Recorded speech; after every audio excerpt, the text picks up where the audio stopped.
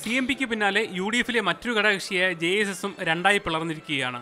CMP ഒന്നായി മുന്നോട്ട് പോകണമെന്ന നിലപാടാണ് UDF നേതൃത്വം സ്വീകരിച്ചത്. ഇരു വിഭാഗങ്ങളുമായി ചർച്ച നടത്തുകയും ചെയ്തു. എന്നാൽ JSSന്റെ കാര്യത്തിൽ UDF നിൽക്കണമെന്ന് വാദിക്കുന്ന രാജൻ ബാബു വിഭാഗത്തെ ഒപ്പം നിർത്താനാണ് UDF ആലോചിക്കുന്നത്. നേരത്തെ തന്നെ CPMൽ ചേരാനോ LDFുമായി സഖ്യമുണ്ടാക്കാനോ ശ്രമിക്കുന്ന ഗൗരിയമ്മയെ തടയേണ്ടതില്ലെന്ന നിലപാടിലാണ് UDF. KPCC പ്രസിഡന്റ് രമേശ് ചെന്നിത്തലയുടെ പ്രസ്താവന നൽകുന്ന സന്ദേശവും ഇതുതന്നെ. ഞങ്ങളെ JSSനെ പറഞ്ഞു വിട്ടിട്ടില്ല. പിന്നെ ആർക്കെങ്കിലും പോകണമെങ്കിൽ ഞങ്ങൾക്കതിന് തടസ്സവുമില്ല. അവർ UDF വിട്ട് പോകണമെന്നാണ് ഗൗരിയമ്മയുടെ ആഗ്രഹമെങ്കിൽ അതിന് ഞങ്ങൾ വിലങ്ങുതടിയായിട്ട് നിൽക്കില്ല. ഞങ്ങളായിട്ട് ആരെയും പറഞ്ഞു വിടാൻ ആഗ്രഹിക്കുന്നില്ല. ഗൗരിയമ്മ ഒഴിച്ചാൽ അറിയപ്പെടുന്ന JSS നേതാക്കളായ KK ഷാജു, KP ഇതിഹാസ്, സത്ജിത്ത് തുടങ്ങിയവരെല്ലാം രാജൻ ബാബുവിനൊപ്പമുണ്ട്. പ്രവർത്തകരിൽ നല്ലൊരു വിഭാഗവും UDFിൽ തുടരണമെന്ന അഭിപ്രായമുള്ളവരാണ്. തങ്ങളാണ് യഥാർത്ഥ JSS എന്ന് കാണിച്ച് രാജൻ ബാബു വിഭാഗം തെരഞ്ഞെടുപ്പ് കമ്മീഷനെ സമീപിക്കും.